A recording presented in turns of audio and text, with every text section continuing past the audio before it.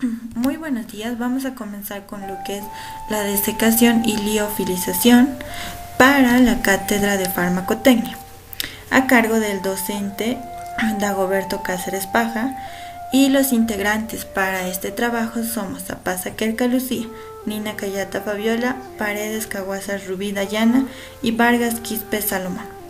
Bien, vamos a comenzar con la introducción de este trabajo. En cuanto a la introducción, nos vamos a plantear la pregunta: ¿qué se entiende por secado?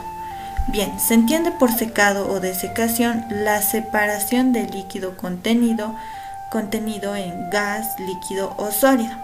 Sin embargo, dentro de esta definición entraría diversas operaciones unitarias, como por ejemplo la evaporación, absorción, filtración y otros más.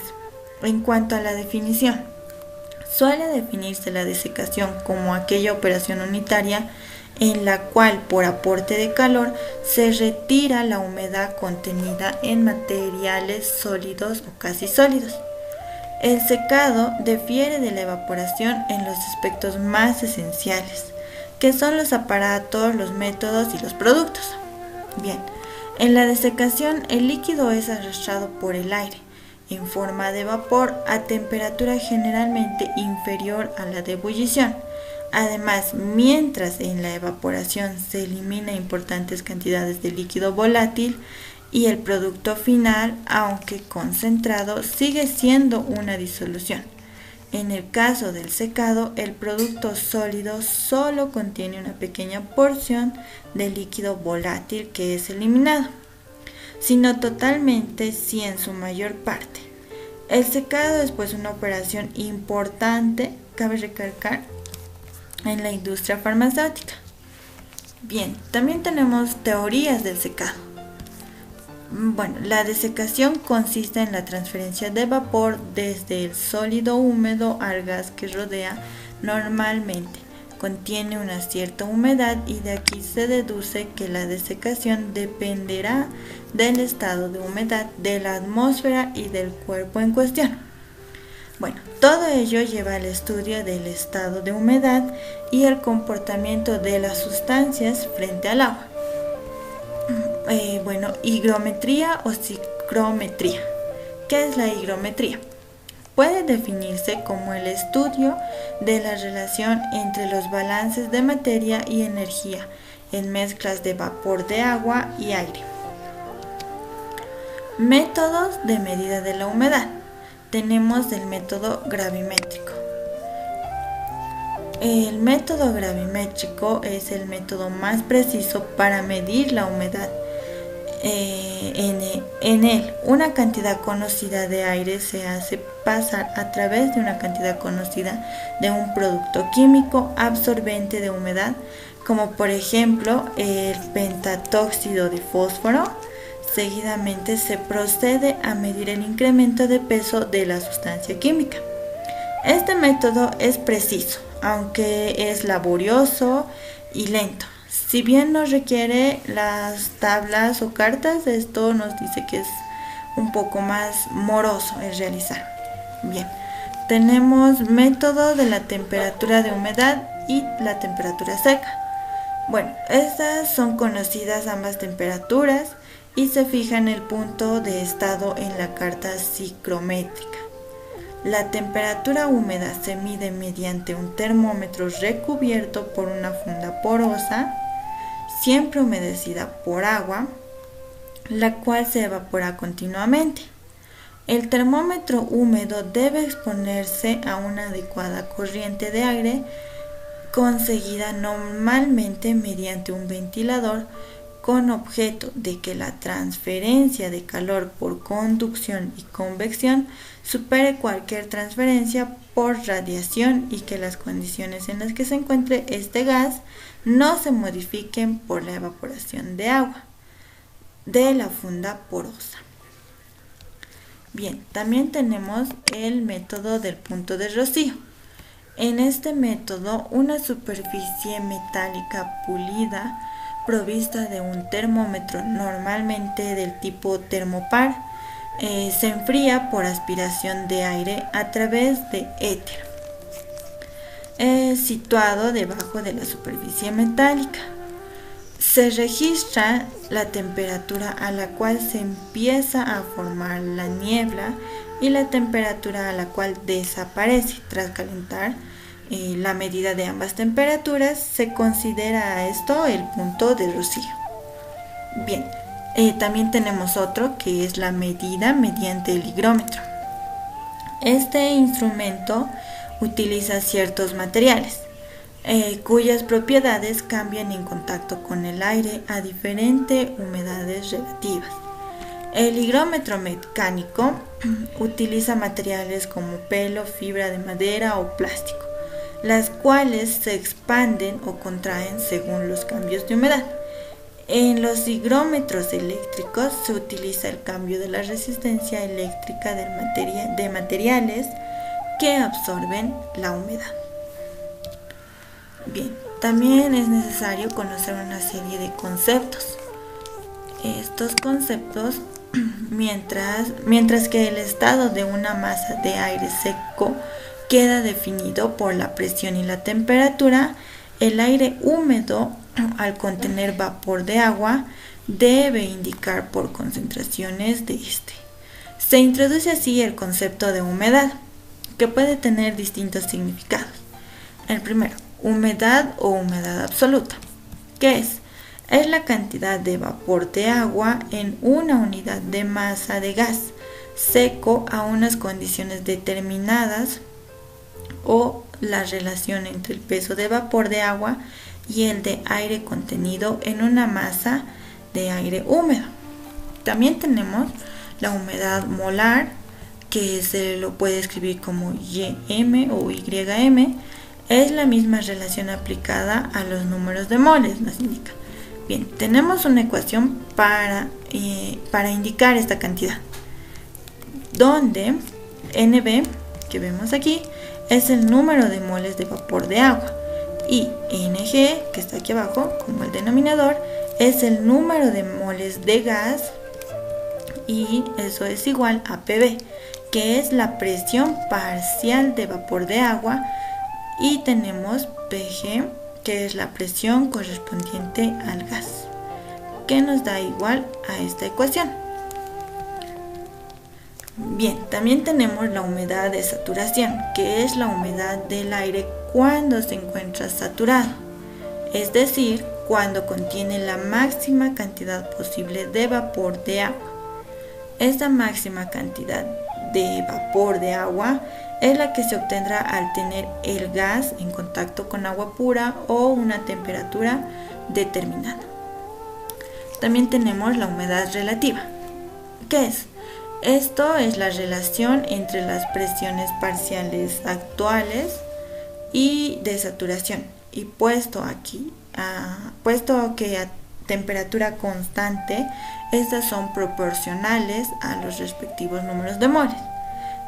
Es también la relación entre la cantidad de vapor que contiene una unidad de masa de aire y la que contendría si estuviera saturado a la misma temperatura. Bien, también debemos conocer conceptos como el volumen seco.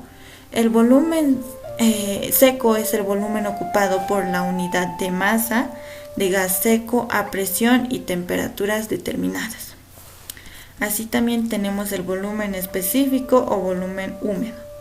En la práctica de la humidificación y desecación se toma como base de cálculo la unidad de masa de aire seco, pues este permanece constante a lo largo de este proceso. Así también tenemos el calor húmedo, que es el calor necesario para elevar la temperatura de la masa de agua en 1 grado a presión y temperaturas determinadas. También tenemos el calor específico del aire húmedo, que es la suma de calor específico del gas más la parte correspondiente al vapor, que se refiere por unidad de masa de gas seco, que está en kilogramos. Como los calores específicos varían con la temperatura y se toman a 0,24 para el aire y 0,46 para el vapor de agua. Valores que se ajustan bastante bien al intervalo de la temperatura usuales. Este calor específico se calcula de acuerdo con la ecuación. Y esta es la ecuación que nos presentan para calcular este calor específico. Bien, también tenemos el punto de rocío, que es la temperatura a la cual el gas, es la temperatura a la cual el gas de una determinada humedad podría saturarse cuando el enfriamiento se produce a presión constante. En el punto de rocío se igualan las presiones parciales del vapor con la presión vapor del líquido, que ha ido disminuyendo con la temperatura. Al descender aún más la temperatura, sigue disminuyendo la presión de vapor saturada. Bien, también tenemos la temperatura seca, que esta es la temperatura que se acepta como la temperatura de la mezcla aire-vapor de agua obtenida mediante un termómetro expuesto a la mezcla. Así también la temperatura húmeda, que para determinar la temperatura húmeda, el bulbo del termómetro se envuelve con una pequeña cantidad de material absorbente, tejido o una materia porosa inherente empapada en agua. Al circular el aire sobre el termómetro va descendiendo la temperatura hasta llegar a un límite inferior, que es la llamada temperatura húmeda de la masa de aire. También tenemos las curvas básicas de una carta psicométrica, que nos indican que pueden ser dibujadas con distintos ejes de coordenadas. Sin embargo, lo más frecuente es incluir la temperatura seca y la humedad. El estado de una masa de aire húmedo queda definido por presión y temperatura y humedad. Esto a presión constante. En el diagrama cartesiano, la humedad frente a la temperatura se presenta todos los estados del aire húmedo. En este diagrama se presentarán las isolíneas correspondientes a las distintas magnitudes de estado. En esta imagen podemos ver las isolíneas correspondientes a dichas humedades relativas. También tenemos otras líneas o parámetros normalmente incluidos con las líneas de refrigeración adiabática, que coinciden con las líneas a temperatura húmeda para el agua. La figura 8.2, que es esta, nos muestra las isolíneas que corresponden a distintas temperaturas húmedas. Estas aparecen representadas como rectas paralelas, aunque en rigor que tendría una ligera curvatura despreciable para los valores usuales de y. Estas líneas se han calculado a partir de la ecuación que hemos visto anteriormente para cada temperatura húmeda. Las isolíneas se trazan entre dos temperaturas, estas son secas, y la temperatura o límite inferior coincide con el valor de la temperatura húmeda de las isolíneas en cuestión. Bien, continuando. También tenemos los comportamientos de los cuerpos con la humedad. Bueno, los cuerpos se clasifican en sólidos solubles e insolubles, y a su vez los sólidos insolubles pueden comportarse como higroscópicos o como cuerpos húmedos. Cuerpo húmedo, ¿qué es? Es aquel cuya tensión de vapor de agua superficial es igual a la del agua a la misma temperatura de este cuerpo, es totalmente inherente con el agua que lo acompaña. También tenemos cuerpo hidroscópico, que es aquel que representa una tensión de vapor de agua menor que la del agua a la misma temperatura. El cuerpo hidroscópico modifica la presión de vapor de agua que está ocluida en sus poros o entre las partículas del mismo. Este comportamiento de los sólidos solubles es diferente cuando la presión de vapor de agua se encuentra por debajo de la presión de vapor de la solución saturada. Bueno, es necesario definir como serie de magnitudes para el estudio de la interacción de los cuerpos sólidos con la humedad.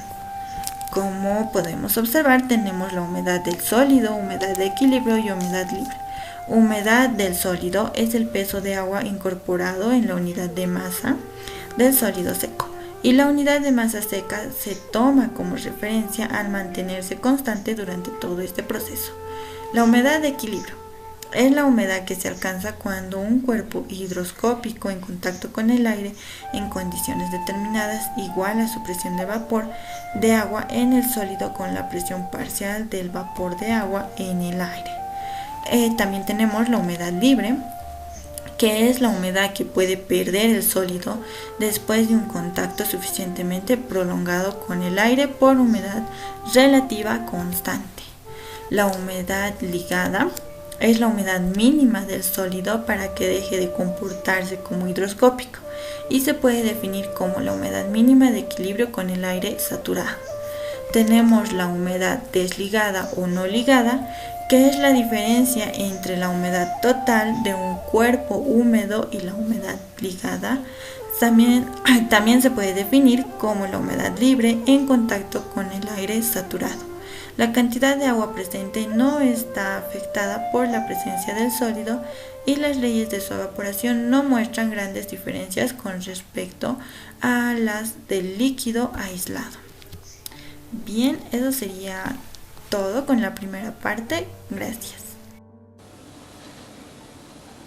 Buenos días, mi nombre es Salmón Vargas y yo les voy a explicar sobre lo que es la cinética del secado. Para comenzar debemos ver cómo se realiza la transferencia de la materia. En sí, el agua se transfiere desde el interior del sólido hacia su superficie en forma líquida y desde su superficie hacia su entorno en forma de vapor.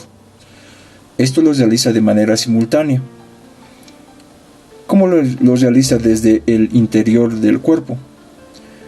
Esto se realiza a través de los pequeños capilares que presenta el sólido, a medida que el agua de su superficie se evapora. Ahora, desde los alrededores del sólido pulverulento, también se producen tres estados sucesivos. Tenemos a un estado capilar, un estado funicular y un estado pendular. En el estado capilar, todo el intersticio del sólido se encuentra lleno de agua y el movimiento del agua causa un flujo general en los alrededores del polvo. A medida que va fluyendo el agua de la superficie del sólido, se va llenando de aire y cada partícula se comienza a rodear de una película de agua. En el estado funicular, el agua de las partículas se desplaza por flujo a velocidades pequeñas, esto debido a la fricción de las superficies.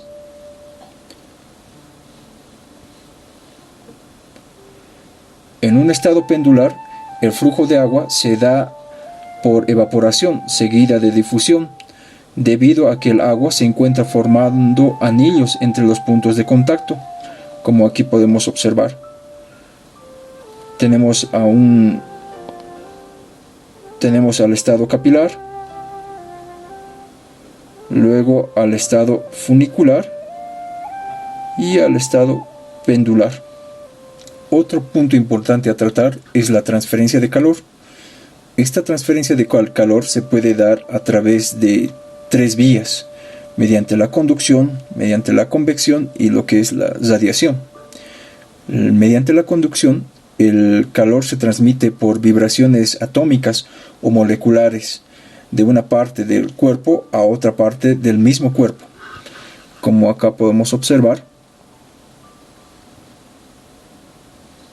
Supongamos que esto es una plancha de algún material y presenta una zona fría y una zona cálida.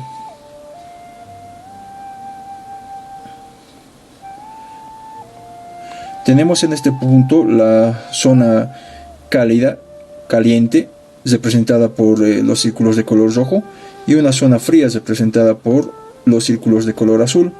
Entonces esto lo realiza dentro de la misma plancha, en el cual el calor es transmitida de partícula a partícula dentro de ella.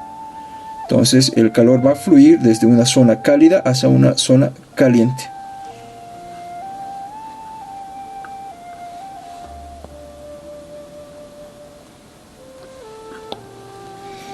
A través de una convección, la transferencia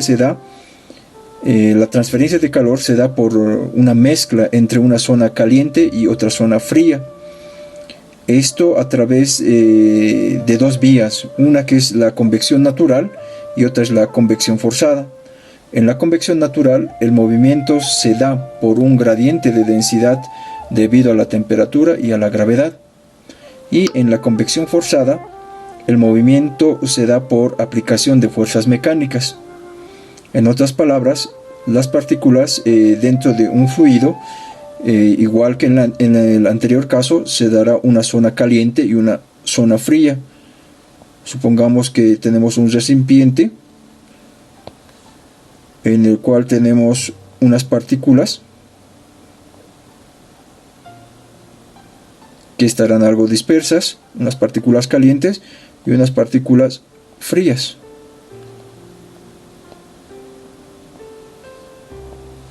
A medida que el calor incremente, las partículas calientes tenderán a separarse más y las partículas frías ingresarán.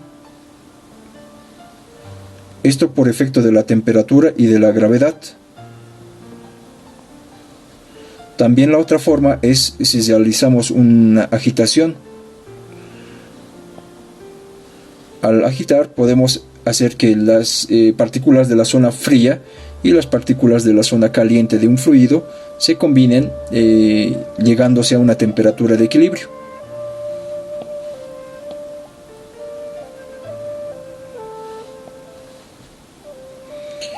La otra vía de transferencia de calor es la radiación, en la cual la transferencia de cualquier tipo de energía radiante, calor, entre dos o más cuerpos por medio de ondas electromagnéticas.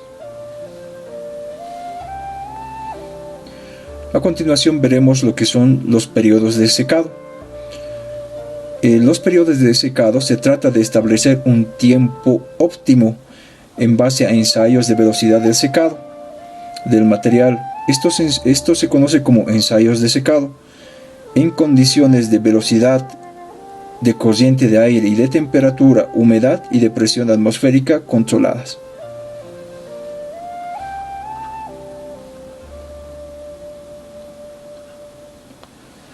Con los datos obtenidos del ensayo de secado podemos obtener las siguientes gráficas. En una de ellas podemos realizar un gráfico entre las horas de secado y la humedad, obteniendo el siguiente gráfico. Esto con zonas A, B, C y D. Con los mismos datos también podemos realizar otra gráfica que es la humedad del cuerpo versus la velocidad de secado con la forma característica. Igual, esta presenta las zonas A, B, C y D.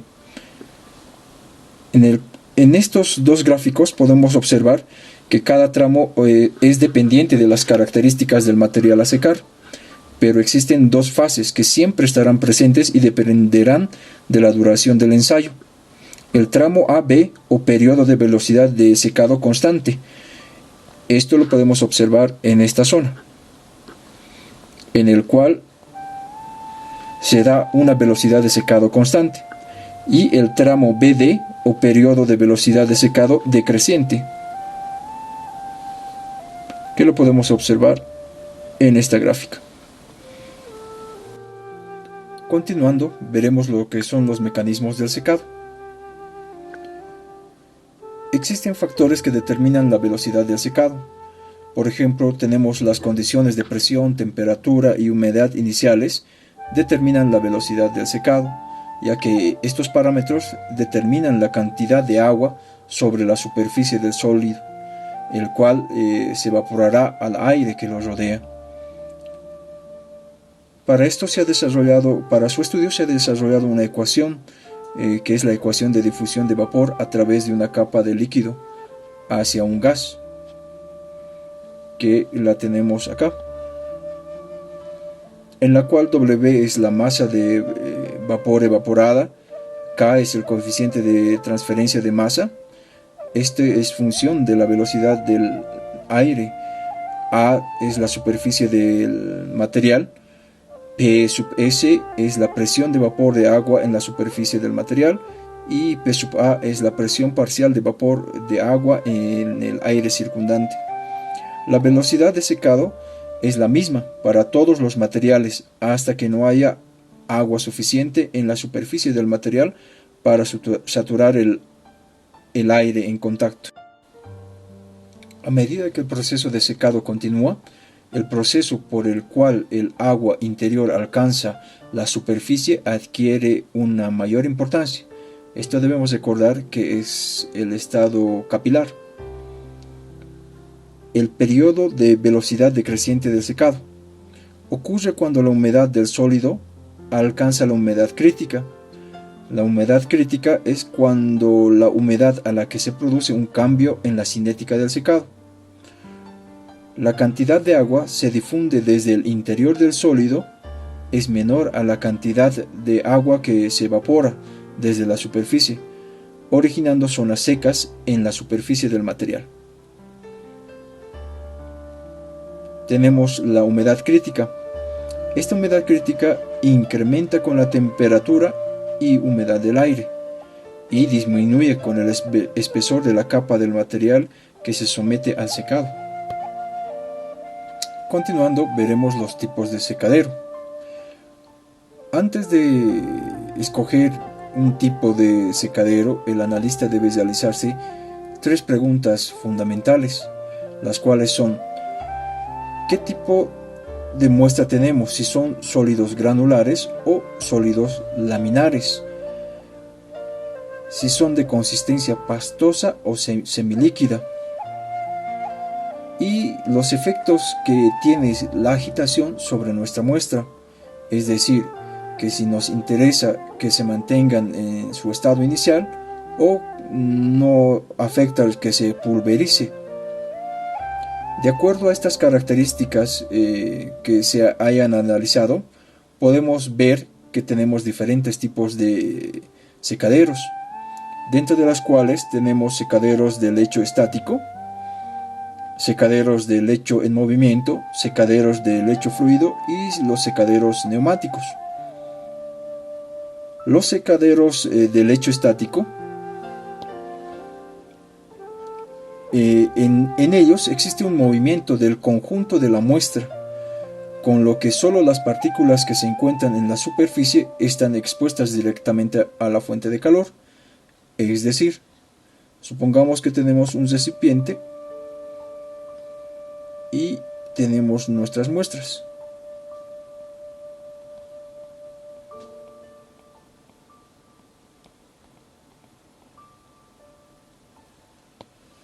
De manera directa,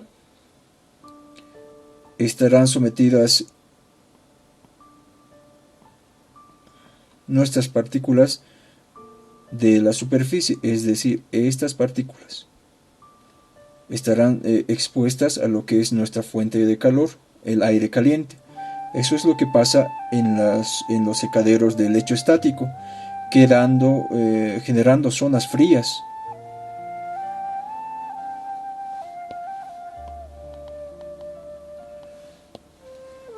A continuación veremos cómo son los secaderos de lecho en movimiento. En los secaderos de lecho en movimiento, las partículas fluyen unas sobre otras por acción de la gravedad o por acción de una fuerza mecánica, y esto genera una separación entre las partículas, lo que facilita la transferencia de la masa y de calor a diferentes superficies de la muestra.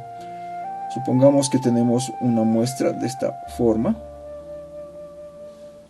unas que son calientes y otras que son frías. Y aquí tenemos nuestra fuente de calor. Nosotros, al realizar agitación, podremos lograr que nuestra muestra se vaya intercalando. Las partículas de nuestra muestra se irán intercalando entre partículas calientes y partículas frías.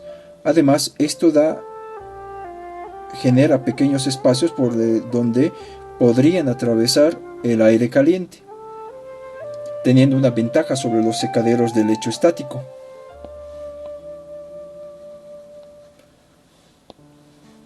Continuando veremos lo que son los secaderos de lecho fluido. En ella las partículas se encuentran suspendidas en el aire por un flujo de aire caliente contraria al movimiento de caída.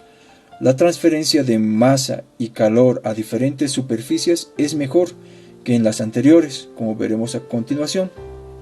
Supongamos que tenemos una muestra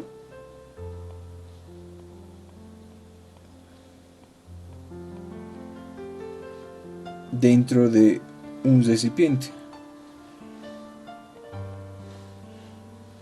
Estas caen en forma de caída libre, y contraria a esta tenemos una corriente de aire caliente, la cual prolonga más el tiempo de caída, y aparte interactúa de mejor forma con las partículas individuales, cubriendo mayor superficie de las partículas. A continuación veremos los secadores neumáticos. En ellos las partículas son separadas y transportadas de forma individual por un flujo de gas a altas velocidades. En esta podemos observar que cada partícula es rodeada completamente por el gas desecante, y la transferencia de masa y de calor es extremadamente rápida, con lo que el tiempo de secado son muy cortos. Entonces en esta tenemos aún mejor distribución de las partículas y mejor interacción entre lo que es el flujo de aire caliente, rodeando toda nuestra partícula.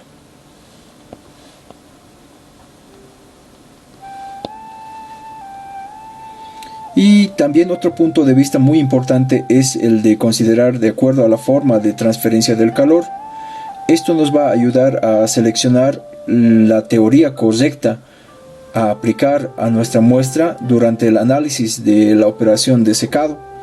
Como ya habíamos visto, las diferentes formas de transferencia del calor. Continuando con nuestro tema, veremos lo que son los sistemas de secado estático. Estos los veremos desde el punto de vista de la aplicación en la industria farmacéutica. Nuestro primer sistema se trata de un sistema de bandejas y de vagonetas, conocidos también como secaderos de armario, cámara o compartimentos.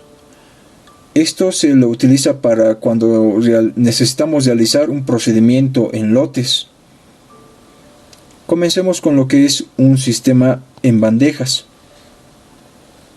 Este consiste en una serie de número de bandejas variables al interior de una cámara. Como acá podemos observar, tenemos la cámara y dentro de ellas tenemos las bandejas, que pueden ser de número variables. Estos sistemas de bandejas pueden ser directos o indirectos. En los directos se da una circulación forzada de grandes volúmenes de aire caliente, y en los indirectos el calor se transmite de las bandejas calentadas por energía radiante. En ambos casos se tiene una bomba de vacío que facilita la eliminación del aire húmedo. Las bandejas pueden ser lisas o perforadas y forradas con un papel, lo cual facilita su limpieza. El secado uniforme en este sistema de bandejas depende de 4 factores. El primero es la temperatura constante, y el segundo, el flujo de aire uniforme. Debemos de tener aparte un aislamiento adecuado de la cámara y una fuente de energía para calentar el aire. En este caso, en la industria farmacéutica usamos el vapor y en raras ocasiones electricidad. Para poder explicar un poco de cómo funciona este sistema, lo que tenemos es la introducción de aire fresco a través de una vía. Esto se lo dirige a través de un ventilador hacia un calentador. El calentador va a elevar la temperatura del aire y lo va a dirigir a través de unas cámaras hacia las bandejas donde se encuentra nuestra muestra. Esa es una de las vías. Estos se consideran métodos directos. En los indirectos, nuestra fuente de calor se encuentra en las bandejas. Estas bandejas calientan tanto el aire como la muestra para elevar a cierta temperatura nuestro aire y obtener un aire húmedo, el cual se elimina a través de esta vía hacia el exterior. Nuestras bandejas pueden ser perforadas, pequeñas perforaciones o ranuras, por las cuales facilita el flujo del aire. Continuando, veremos lo que son los sistemas en vagonetas. Esta es una modificación del anterior sistema, en el cual las bandejas son cargadas en vagonetas o bloques que pueden rodar hacia adentro o hacia afuera de nuestra cámara. Esto le brinda mayor facilidad para la carga y descarga de nuestra muestra. Las ventajas que presenta este sistema son que cada lote se puede manipular como una entidad separada y también es ideal para pequeñas cantidades que generalmente se utilizan en la industria farmacéutica, y presenta una versatilidad en el uso de diferentes materiales. Entonces, en este sistema lo que tenemos es un sistema móvil que aglomera nuestras bandejas como un soporte en el cual se encuentran nuestras bandejas y es móvil. Este puede ingresar o salir de nuestra cámara. Esto facilita que lo podamos cargar y descargar. El sistema de secado es muy parecido al anterior, en el cual tenemos un ingreso de aire fresco, un motor ventilador, un calentador. Esto permite que el aire fluya a través de nuestra muestra y saque lo que es el agua hacia el aire húmedo.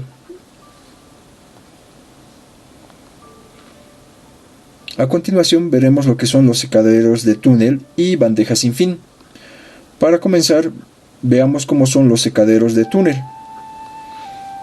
En ellos, estos secaderos de túnel son una modificación de los secaderos de vagoneta para secado continuo.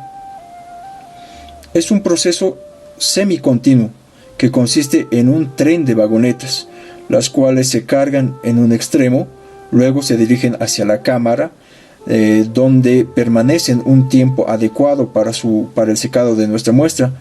Luego salen de la cámara por el otro extremo para su posterior recarga. Entonces, en este esquema podemos observar cómo tenemos un tren formado de vagonetas, las cuales ingresan por un extremo y salen por el otro. Estos ya son secaderos prácticamente semiautomáticos. Lo único que necesitamos realizar en este caso es la carga y descarga. El sistema de secado es muy parecido a los anteriores. Tenemos un ingreso de aire fresco, seco, que pasa por un calentador, el cual calienta el aire seco y lo distribuye dentro de la cámara hacia nuestra muestra, extrayendo lo que es el agua en el aire a través de una saturación. Otro tipo de secaderos tenemos lo que son los secaderos de banda sin fin. Estos son una mejora de los secaderos de túnel. En estos ya son sistemas continuos, donde el tren de vagonetas es reemplazado por una cinta sin fin que puede estar perforada o no, y el movimiento de la cinta puede ser en favor o en contra de la corriente de aire caliente. En esta figura podemos observar más o menos cómo es un esquema de lo que son los secaderos de cinta. Acá podemos ver las cintas transportadoras. Este equipo presenta 3 cintas transportadoras. Estas van a ir rotando. Y tenemos aquí el ingreso del producto húmedo a través de esta zona, el cual va a ser distribuido en la primera cinta transportadora. Esta muestra se va a dirigir hasta nuestra segunda cinta transportadora y así sucesivamente hasta la tercera. En ella, dentro de nuestra cámara, podemos ver cómo el aire seco ingresa y va a interactuar con nuestra muestra en las diferentes cintas, extrayendo el agua. Y por este lado se obtiene lo que es el aire húmedo, y al finalizar tenemos un producto seco. Este es un secadero de banda sin fin. Prácticamente a medida que vayamos colocando la muestra, vamos a ir obteniendo un producto seco. A continuación veremos lo que son los sistemas de secado en movimiento. Nuestro primer sistema tenemos al turbo secadero, o secaderos de platos o pisos. Esta está conformada por una serie de platos perforados dispuestas en un árbol vertical que presentan un movimiento rotacional respecto de su eje. La muestra o el sólido cae por las aberturas de los platos en forma helicoidal. Como podemos ver en este esquema, tenemos el eje principal, en el cual se encuentran dispuestos los platos. Estos han sido perforados. Supongamos que esto es nuestro plato. Han sido perforados. Nuestros platos son perforados, cosa de que la muestra caiga de forma helicoidal. Entonces, a medida que nuestro producto húmedo ingresa por esta vía, esta se dirige hacia nuestro plato y nuestro sistema ingresa un aire seco por esta zona, lo calienta y lo va distribuyendo. Lo dirige hacia nuestros platos y también hacia el espacio entre los platos, haciendo un intercambio entre lo que es el aire seco y el aire húmedo. Al finalizar del proceso, podemos obtener lo que son el producto seco. Otro de los sistemas de secado en movimiento tenemos a los cilindros secadores. Estos consisten en unos cilindros que se encuentran dispuestos en un eje horizontal, ligeramente inclinados. En su interior pueden llevar un dispositivo volteador, como placas radiales o helicoidales, que retiren el producto y lo dirijan hacia la salida. Estos son sistemas continuos y a contracorriente. Es útil cuando se requiere trabajar lotes grandes. Acá podemos ver cómo es un sistema en el cual tenemos el ingreso del producto a través de esta zona, el ingreso del aire seco, y en esta zona sale la salida del aire húmedo. Una vez que nuestra muestra es ingresada, esta cae sobre lo que son los discos, y a medida que el disco va rotando, va moviendo la muestra de una zona hacia otra zona y pasa de disco en disco. Esto dentro de nuestra cámara. Continuando, veremos lo que son los sistemas de lecho fluido. Estos consisten en un sistema que permita la suspensión de las partículas utilizando el flujo de un gas que fluye a altas velocidades, el cual no debe ser mayor al del transporte y no menor al del asentamiento de las partículas. A estos se los conoce como sólidos fluidizados. La fluidización es eficaz para la desecación de sólidos granulares, porque cada partícula se encuentra completamente rodeada del gas desecante. Las ventajas que presenta es uniformidad de temperatura, composición y distribución de las partículas, y es útil durante la formulación de comprimidos. A continuación veremos lo que son los tipos de secaderos de lecho fluido. En la industria farmacéutica son de dos tipos. Tenemos a los verticales y a los horizontales. En la figura podemos observar uno del tipo vertical, en el cual la muestra irá cayendo de forma vertical.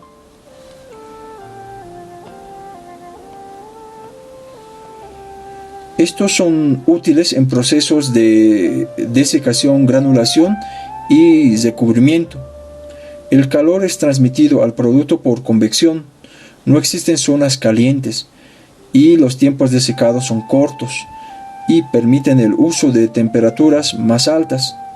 Es un proceso isotérmico recomendado para productos termolábiles.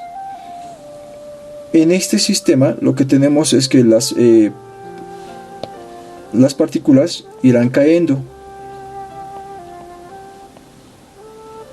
y tendremos el flujo de aire del aire caliente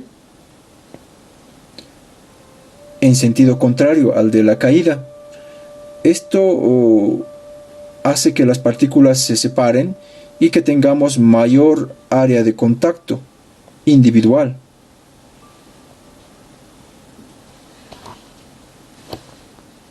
Esquema del liofilizador. En el liofilizador tenemos la cámara de liofilización que se mantiene a una temperatura inferior a la del punto de congelación. En ella se disminuye la presión, también llamado bomba de vacío, para facilitar la sublimación. El condensador evita que el vapor de agua contamine la bomba de vacío manteniendo la temperatura constante. También encontramos al tanque de refrigeración donde se encuentra el gas refrigerante y la bomba y calefactor que hacen posible el funcionamiento del liofilizador. La liofilización es utilizada mayormente en medicamentos solubles en agua, como se puede apreciar en la imagen. Ahí podemos ver que el medicamento es disuelto completamente en agua.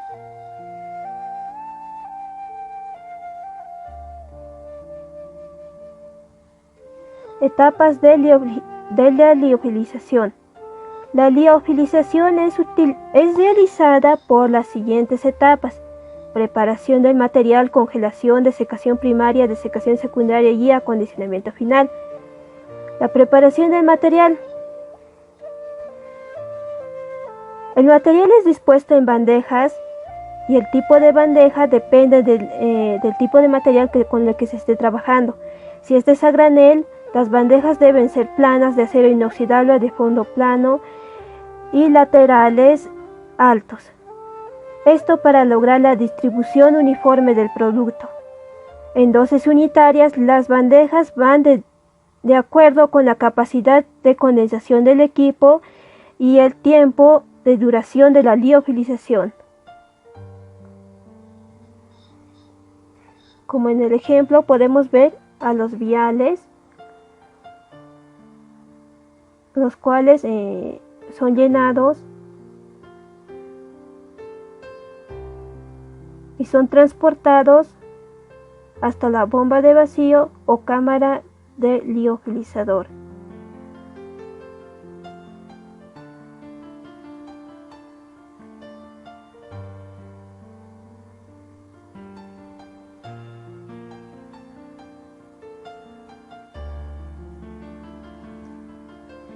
Congelación. Se realiza en las mismas placas de la cámara del liofilizador. Es llevado a cabo por precongeladores que pueden ser estáticos o en movimiento de rotación. Estos últimos son utilizados para sustancias de tipo plasma. La congelación se efectúa por la circulación de aire enfriado por inmersión o aspersión de las paredes del vial.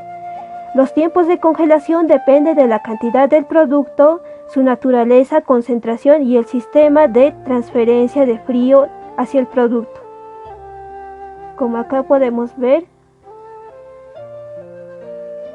que el solvente se ha transformado en hielo a una temperatura de menos 60 grados centígrados y a 1000 milibares.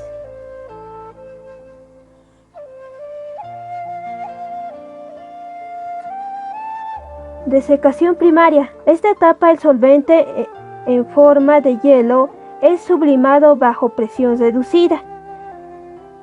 Es llevado dentro de la bomba de vacío. Tiene 3 parámetros: temperatura, condensador, grado de vacío, los cuales pueden ser modificados. En esta etapa es importante recalcar que se elimina todo el hielo.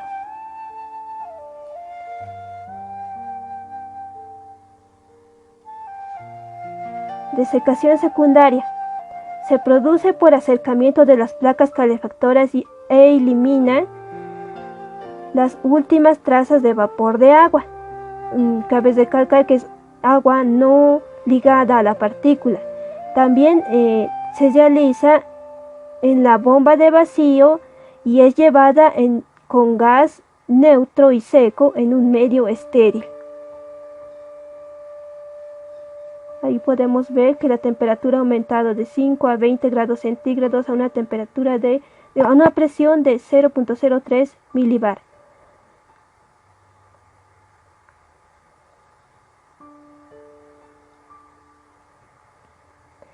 Acondicionamiento del producto. Tiene como fin evitar el ingreso de humedad al producto. Y en el ejemplo podemos ver que los viales son cerrados en la bomba de vacío,